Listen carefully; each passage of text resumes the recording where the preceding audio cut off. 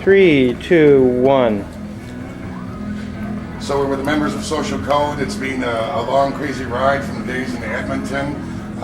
Your gigs in Hamilton have grown exponentially over the last couple of years. You played places like Absinthe before, but now you're playing bigger stages, bigger shows. You're on tour with Sum 41 now. You're going to be headlining a big 400-seat big theater. It's a former television studio, West Side Concert Theater. How are shows changing for the way Social Code presents itself? Is it like the old days? Yeah, I think our show's getting better with time, like anything. But yeah, man. I mean, Hamilton's always been really good to us. So whether we're playing the Absinthe or whether we're playing a show like the Rogers Festival, it's pretty much the same thing, same amount of energy for sure.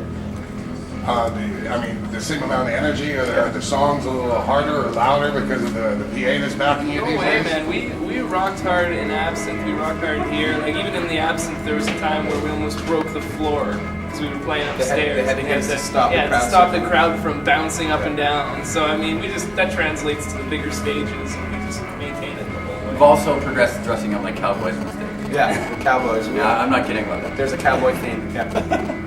See, I hate when a band says we're not kidding about that. When you actually are kidding about that, aren't you? No, you'll see. See, we're not kidding. We went Stay to tuned. yeah, we went to a store called Indiana Jeans in Montreal, and Logan got all suited up. So Cowboy why? hat. I didn't get the boots yet, but maybe by the time we get the Rogers Festival going, we'll have boots all ready to go. Why are you dressing up as cowboys? Is that because of the Edmonton thing? Yeah, he's or- He's repping Alberta. Bringing the West. You know? Bringing the West everywhere we go. The recent album is about.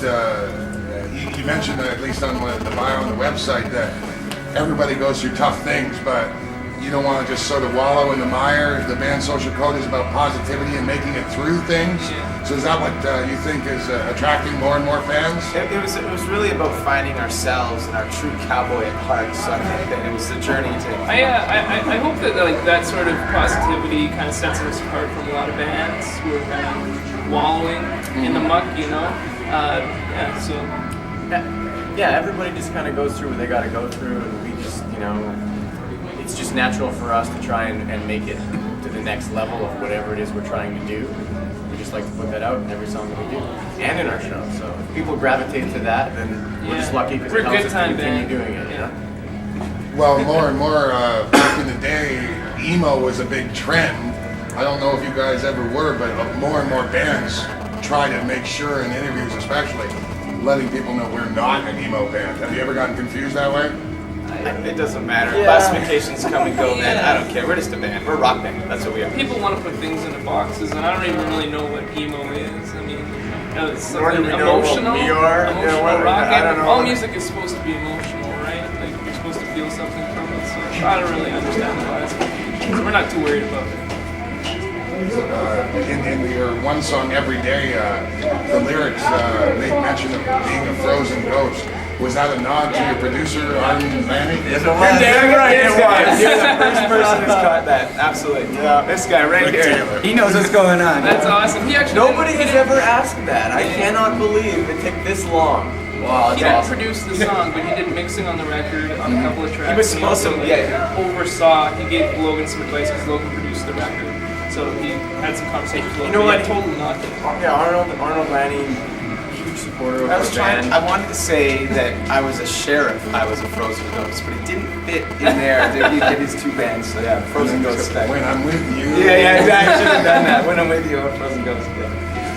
Well, obviously they've been influential at all. I mean, that's Canadian history there. Yeah. When I'm with you, with the #1, and having a guy that's Coalition Entertainment that helps Finger 11 and such. There's another huge band. What have they helped you learn about? I guess there's something again with the bio. You've gone to Rock and Roll University, hanging out with all these veterans. So why is Social Code becoming such a great band? I don't know. It's just, I guess that we're just trying to learn to write better, and I guess just be a better band all the way around. And, you learn so much from producers and people like that that have kind of done it. When you go into their studio, there's gold and platinum records everywhere. Kind of open those ears and soak up as much information as you can. So Just those guys trying to have a lot take to say. experience from those who have it, That's kind of one thing that we've learned all the way along. That's what that really is about. It's like we, in spite of everything and ups and downs that the band's been through for years and years and years, and every band goes through that, I think. we've been lucky because we've had a lot of really great people behind the scenes of much of what we've done. So anytime you get the opportunity to hear what they have to say about things, you know, and our sort of philosophy's always been to listen. Yeah, we like to hear it. You know, we make our own decisions about things, but we definitely like to hear what people have to say. So.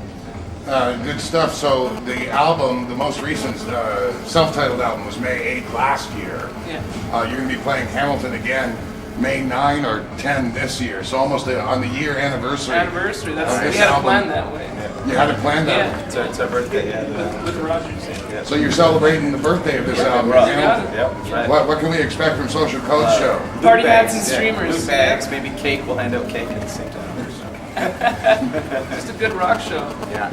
Well, I mean, as a band, sometimes you don't know, playing festivals or whatnot, you don't know, but Hamilton to you has always been great, so you're going to give the kids what they want. Oh yeah, totally. Yeah, Hamilton's always a highlight on the tour for sure.